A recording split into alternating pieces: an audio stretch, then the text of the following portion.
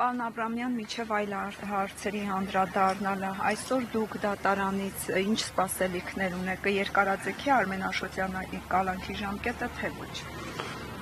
Փաշինյանական դատարանից որևէ սպասում չես կարող ձևավորել, որովհետև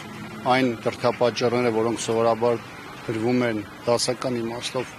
տարբեր վճիռների հիմքում, հայաստանյան իրականության մեջ նրանք որևէ ձևով չեն աշխատում եւ այս տեսանկյունից շատ դժվար է ասել կամ որևէ սպասում ձևավորել։ Մեկ բան կարող եմ շատ հստակ ասել, որ բոլոր այն հանգամանքները, որոնք դրված են Արմեն Աշոտյանին վերագրվող այդ հանցանքում, դրանք որևէ ձևով գոյություն չունեն, որևէ առնչություն չունեն Արմեն Աշոտյանին։ Եթե ասել շատ տարօրինակ է, կլինի որ որևէ ոչինչ չասել առասարակ սրա մասին եւ միակ բանը, որը բանական մարդու մտքով անցնում է, դա այն է, որ պետք է եղել այդ բանի իշխանությանը, որպեսզի Արմենին զրկեն ազատությունից եւ Արմենին ազատությունից զրկել են։ Չէ մնացած մասով այս գործի հետ կապված որևէ խոսելու բան պարզապես գոյություն չունեն։ Նույնիսկ նիստերը, որոնք տեղի ունենում դատական, սրա ժամանակ էլ անկախ նրանից թե փաստաբանները որքանով հիմնավորված, փաստարկված են ներկայացնում, որքանով աղքատիկ են եւ գոյություն չունեցող են քննչական մարմինների կողմից ներկայացվող մեղադրանքները կամ այս դեպքում խախտման միջոցի մեկուսացված պահելու մասով, ապա այստեղ որևէ դրանից որևէ բան այստեղ ոչ կփոխվի, ոչ էլ որևէ բան կլինի։ Լինում է սովորաբար քաղաքական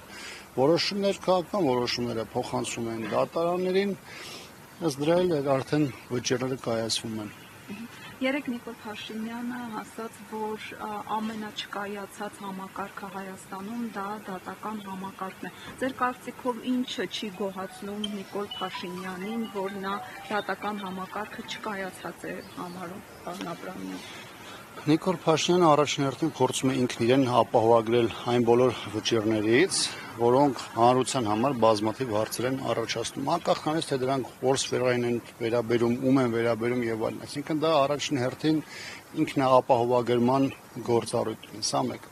Երկրորդը, դատական պրոցեսները, եթե նայում ենք 2018-ից 26 թվականի ժամանակահատվածում, բնականաբար ամեն տարի իշխանությունը փորձում է անընդհատ ցկել օղակը, անդադ փորձում է շարքից հանել հնարավոր բոլոր այն դատավորներին, որոնք կարող են այս կամ այն փուլում որոշակի բարոյականության շեմեր ունենան եւ վճիռը կայացնեն օրենքի եւ խղճի հիման վրա, հնարավորինս նրանց փորձում է հեռացնել համակարգից, բազմաթիվ են փորձերը, երբ որ նկատելի է դառնում, որ այն դատավորները, որոնք վճիռ են կայացնում եւ դրանք չեն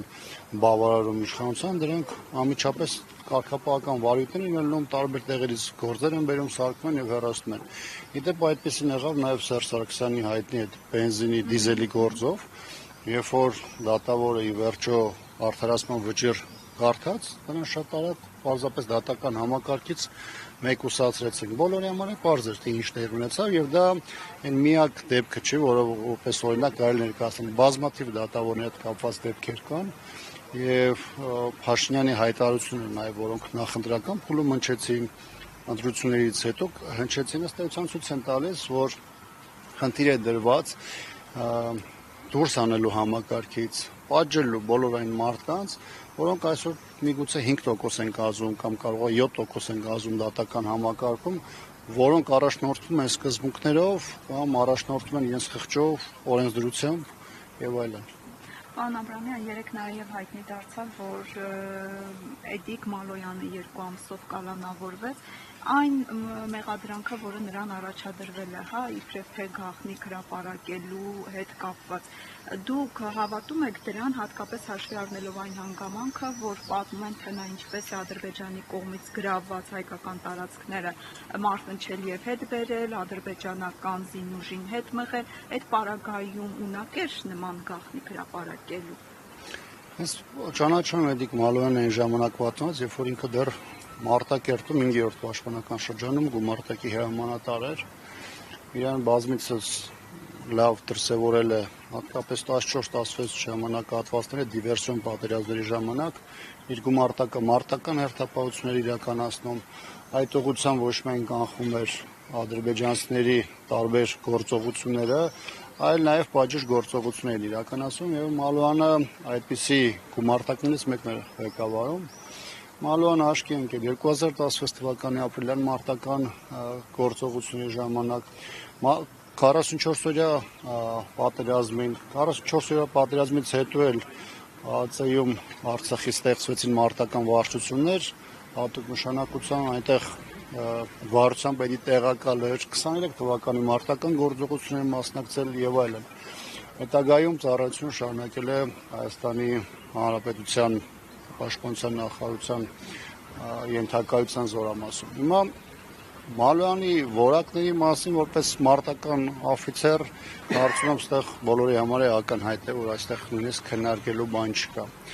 Ես տեղյակ եմ, որ տևական ժամանակի նրա նկատմամբ կային որոշակի ճնշման փորձեր, որովհետև Մալոյանը այն հրամանատարներից է եղել, որոնց ներքաղաքական գործընթացներում իշխանության պլաներում ներքաշել պարզապես հնարավոր չի եղել։ Ունեցել է հստակ դիրքորոշումներ, հստակ սկզբունքներ ծառայության նկատմամբ եւ որքան ես եմ տեղյակ, դեռևս ամիսներ առաջ են փորձ արվել նրան շարքից դուրս բերել եւ հիմա որոշվել է, որ փաստորեն քաղաքական որոշում եղել է, որ ընտրությունից հետո այդ խնդիրը կլուծեն։ Կոնկրետ այն ինչ որ քննչական կոմիտեն է ասում, դրան որևէ ձևով տեղյակ չեմ, ամեն դեպս կան բազմաթիվ նախադեպեր, որ քննչական կոմիտեն մարդկանց վերագրում է բաներ, որոնք հետագայում կամ հերկվում են, կամ դրանք փոփոխության են ենթարկվում, այսինքն վերավորակավորում են այդ հոդվածները, բազմաթիվ են ոչ միայն զինվորական հետ կապված, այլ նաև այլ գործերով, այնպես որ այս պահին ես լրջորեն չեմ մոտենում այն հաղորդագրություններին, որոնք իշխանության վերահսկողության տակ գտնվող կամ կցորդի կարգավիճակ ունեցող մարմիններն են հրապարակում։ Շնորհակալություն։